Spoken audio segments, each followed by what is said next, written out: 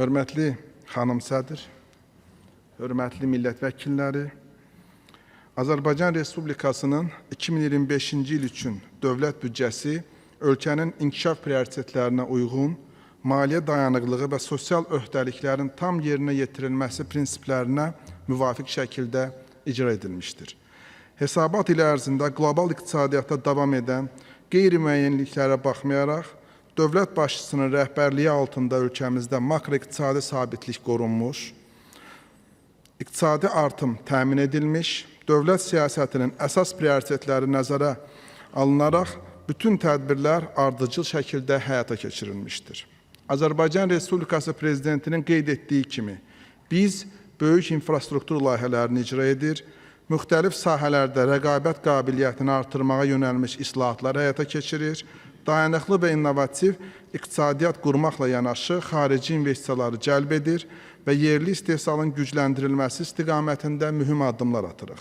Bizim yolumuz davamlı inkişaf və şəffaf idarə etməyə əsaslanır. Bu yanaşma 2025-ci il dövlət büdcəsinin icrasında öz aydın təzahürünü tapmışdır.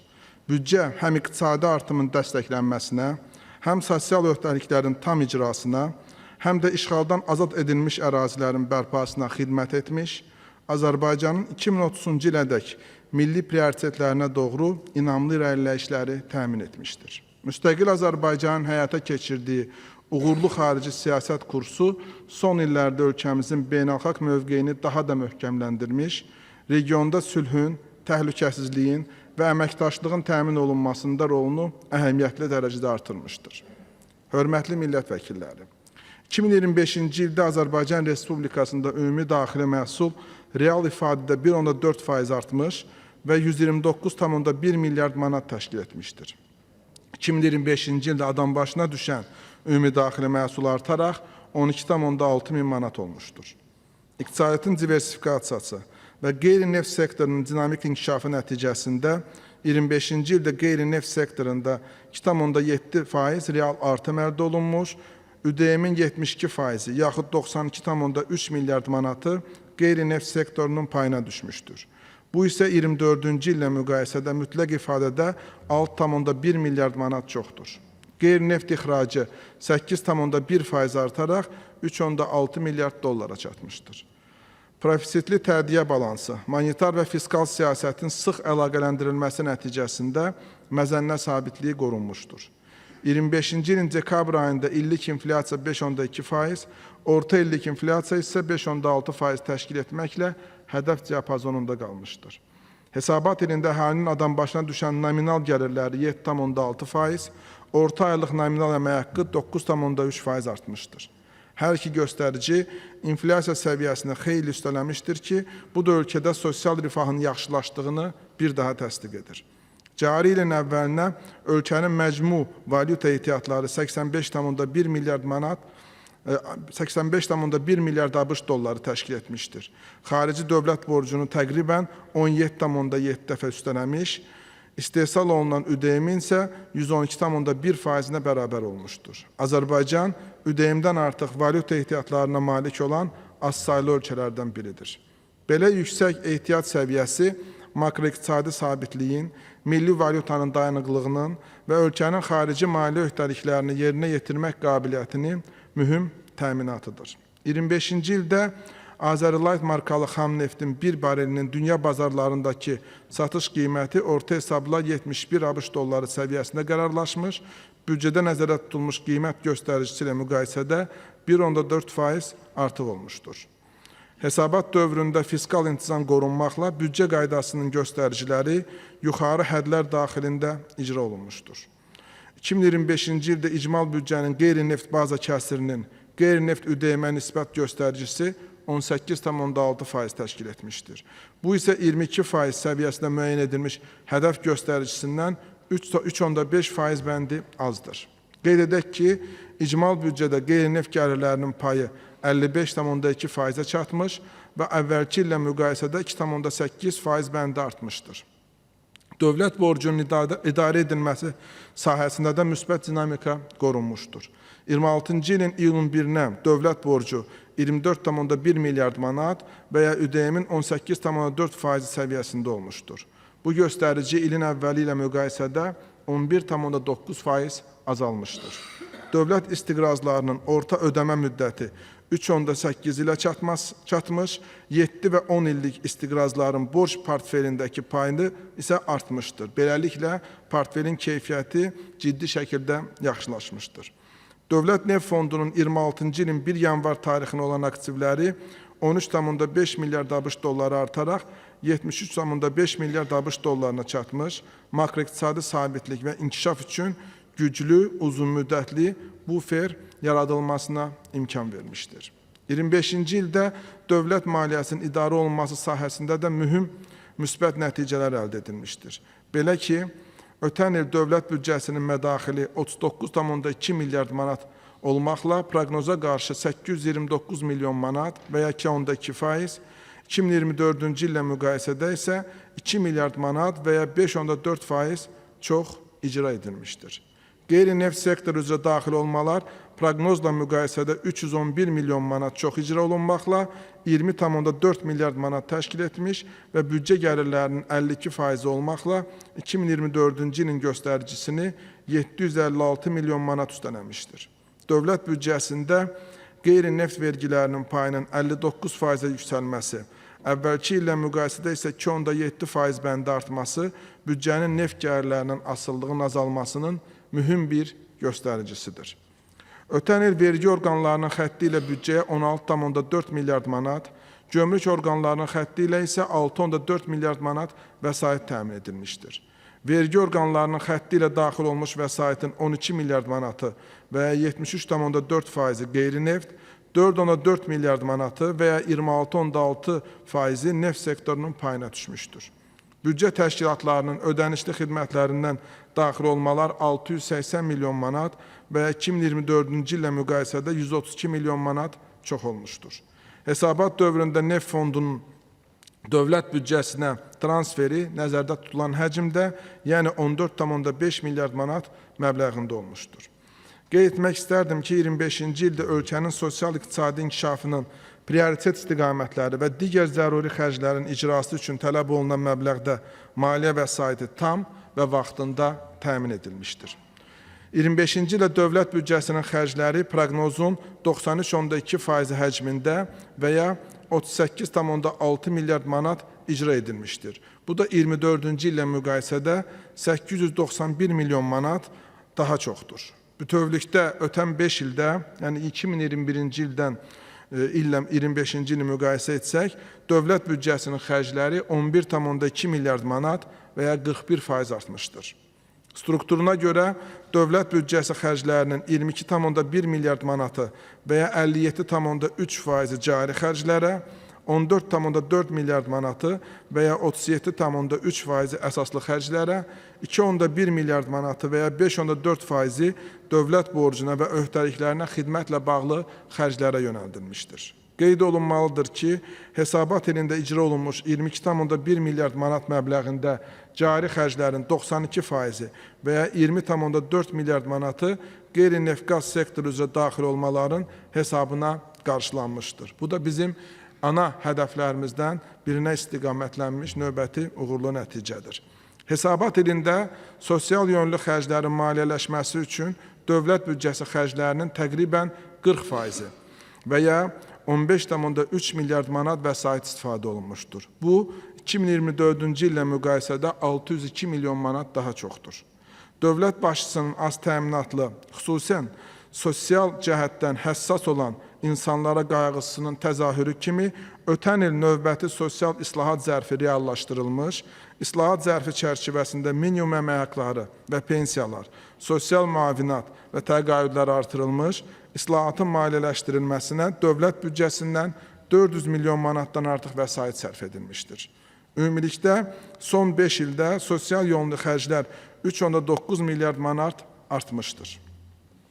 Ötən il dövlət büdcəsindən müdafiə və milli təhlükəsizlik xərclərinə dövlət büdcəsi xərclərinin 21% həcmində və ya 8,1 milyard manat vəsait yönəldilmişdir. Həmin vəsaitin 57% və ya 4,6 milyard manatı xüsusi müdafiə təyinatlı layihələr və tədbirlərlə bağlı xərclərin payına düşmüşdür. Elm, təhsil, səhiyyə, sosial müdafiə, sosial təminat, mədəniyyət, bədən tərbiyəsi və gənclər siyasəti xərclərinin maliyyələşdirilməsi üçün hesabat ilində dövlət büdcəsi xərclərinin 29% və ya 11,2 milyard manat vəsait sərf olunmuşdur. Ötən il mənzil və kommunal təsərrüfatı, kənd təsərrüfatı və ətraf mühitin mühafizəsi xərclərinə 1,8 milyard manat vəsait xərclənmişdir. Bu göstəricidə 24-cü ilə müqayisədə 40 milyon manat daha çoxdur. Beynəlxalq və regional təşkilatlar, maliyyə institutları ilə əməkdaşlıq, xaricdəki diplomatik nümayəndəlik və konsulluqların fəaliyyəti, beynəlxalq və ölkə səviyyəli tədbirlər və xarici yardımlar üçün 655 milyon manat sərf edilmişdir. Hesabat ilində kənd təsərrüfatı məhsulları istehsalçılarına dövlət tərəfindən maliyyə dəstəyi olaraq ərzaq təhlükəsizliyinin təmin edilməsi ilə bağlı tədbirlərin maliyyələşdirilməsi üçün 504 milyon manat vəsait sərf edilmişdir. Bu da 24-cü illə müqayisədə 3,8% çoxdur. Ötən il güzəştli ipoteka kreditlərinin verilməsi üçün 85 milyon manat, sahibkarlıq subyektlərinin manatla aldıqları kreditlərə hesablanmış faizlərə görə subsidiyaların maliyyələşdirilməsi üçün isə 15 milyon manat olmaqla cəmi 100 milyon manat məbləğində vəsait sərf olunmuşdur. Hesabat ilində dövlət adından yaradılan və dövlət sifarişi əsasında görülən işlərin, xidmətlərin maliyyə təminatı üçün dövlət büdcəsindən 44 publik hüquqi şəxsə 968 milyon manat məbləğində vəsait ayrılmışdır. 2025-ci ildə iqtisadi fəaliyyətlə bağlı xərclərimiz üçün 7,6 milyard manat vəsait və ya büdcə xərclərinin 19,6% həcmində vəsait ayrılıb. Həmin mənbədən investisiya layihələrinin həyata keçirilməsi üçün 2,3 milyard manat vəsaitin yönəldilməsi təmin olunmuşdur. İnvestisiya xərclərinin 1,7 milyard manatı infrastruktur təyinatlı layihələrin, 303 milyon manatı sosial sferaya aid olan obyektlərin, 98 milyon manatı ölkənin müdafiə, məhkəmə, hüquq mühafizə və digər sahələri üzrə obyektlərin tikintisinə, yenidən qurulmasına və əsaslı təmirinə yönəldilmişdir. İşğaldan azad olunmuş ərazilərin yenidən qurulması və bərpası üçün ötən il dövlət büdcəsi xərclərinin 4,5 milyard manatı ayrılmışdır. Bu vəsaitin 4 milyard manatı infrastruktur təyinatlı layihələrin, 440 milyon manatı sosial təyinatlı layihələrin, 10 milyon manatı müdafiə və hüquq mühafizə təyinatlı layihələrin maliyyələşdirilməsinə, 75 milyon manatı isə ərazilərin minalardan təmizlənməsinə yönəlmişdir. 2025-ci ilin əvvəlinə dövlət borcu və zəmanəti üzrə öhdəliklərin təminat fondunun vəsaitinin qalığı 419 milyon manat təşkil etmişdir. Hesabat ilə ərzində fonda 2,3 milyard manat məbləğində vəsait daxil olmuş, eyni zamanda dövlət təşkilatlarının dövlət zəmanətli borcları üzrə öhdəliklərinin qarşılanması üçün fonddan 2,6 milyard manat məbləğində vəsait xərclənmiş, beləliklə ilin sonuna qalıq 164 milyon manat təşkil etmişdir. Dövlət büdcəsinin ehtiyat fondlarının həcmi 2 milyard manat təşkil etmiş, onun 79% və ya 1,6 milyard manatı istifadə olunmuşdur. 2025-ci ilin dövlət büdcəsinin yerli gəlirləri 873 milyon manat və ya proqnoza nisbətən 79 milyon manat çox, yerli xərcləri isə 717 milyon manat icra olunmuşdur. Regionların mərkəzi büdcədən maliyyə asılılığının azalması da 25-ci ilin müsbət nəticələrindəndir. Naxçıvan Muxtar Respublikasına ayrılan dotasiya əvvəlki illə müqayisədə 25,2 milyon manat və ya 13,6% azalmışdır. Yerli gəlirlər hesabına xərclərini maliyyələşdirən şəhər və rayonlarının sayının artması regionların iqtisadi və maliyyə potensialının gücləndirdiyini göstərir. Beləliklə, ötən il fiskal orqanlar tərəfindən daxil olmaların artıqlaması ilə təmin edilməsi və büdcə xərclərinin səmərəli və ünvanlı icrası hesabına dövlət büdcəsi profisitlə yerinə yetirilmişdir. Əlavə olaraq qeyd etmək istərdim ki, 2025-ci il icmal büdcənin gəlirləri 48 milyard manat, xərcləri isə 44,6 milyard manat yerinə yetirilmişdir. İcmal büdcə də profisitlə icra olunmuşdur. Ümumilikdə, ötən ilin nəticələri göstərir ki, ölkəmizdə makroiqtisadi sabitliyin qorunması, dövlət gəlirlərinin artırılması, qeyri-neft sektorun genişlənməsi, borc dayanıqlığının təmin edilməsi və sosial öhdəliklərin maliyyələşdirilməsi istiqamətində mühüm nailiyyətlər əldə edilmişdir.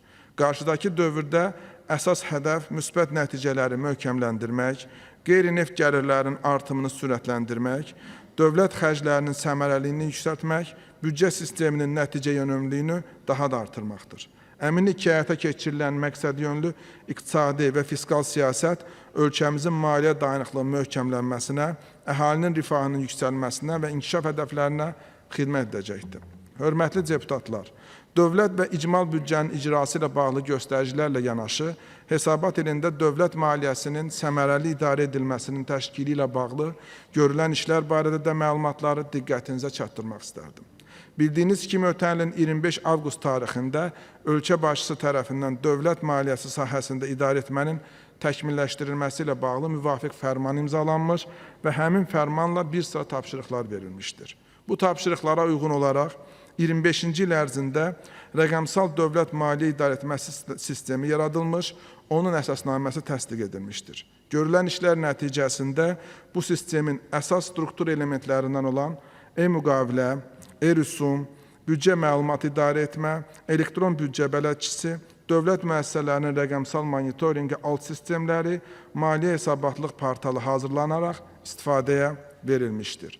Bu elektron sistemlər büdcə vəsaitlərinin səmərəli istifadəsinə imkan yaratmaqla bərabər növbəti dövrlər üçün büdcə xərclərinin effektiv proqnozlaşdırılmasına, icrasına, cari nəzarətin təmin edilməsinə, şəffaflığın və ictimai açıqlığın təmin edilməsinə ciddi bir imkan yaradır. Hesabat dövründə büdcə xərclərinin 98%-i xəzinə müşahiyyətinə cəlb edilmiş, dövlət xəzinədarlığında cari risk əsaslı nəzarət mexanizminin tətbiqinə başlanılmış, xəzinədarlıq orqanları tərəfindən ödənişlərin sürəti 2 dəfə artırılmışdır. Bununla yanaşı, ötən il ərzində xəzinədarlıq orqanlarının inzibati idarə etmə sistemi təkmilləşdirilmiş, regional xəzinədarlıq orqanları mərkəzləşdirilmişdir.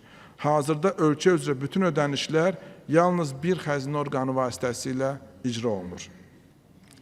Hörmətli deputatlar, 2025-ci ildə dövlət və icmal büdcələri möhtərəm prezidentimiz cənab İlham Əliyev tərəfindən müəyyən edilmiş prioritet istiqamətlərin, sosial təminat tədbirlərinin, ölkənin iqtisadi inkişafının, müdafiə qabiliyyətinin, milli təhlükəsizliyinin, işğaldan azad edilmiş ərazilərimizin bərpa və yenidən qurulması tədbirlərinə yönəldilməklə icra edilmiş və hökumət qarşısına qoyulan vəzifələrin maliyyələşdirilməsi təmin edilmişdir.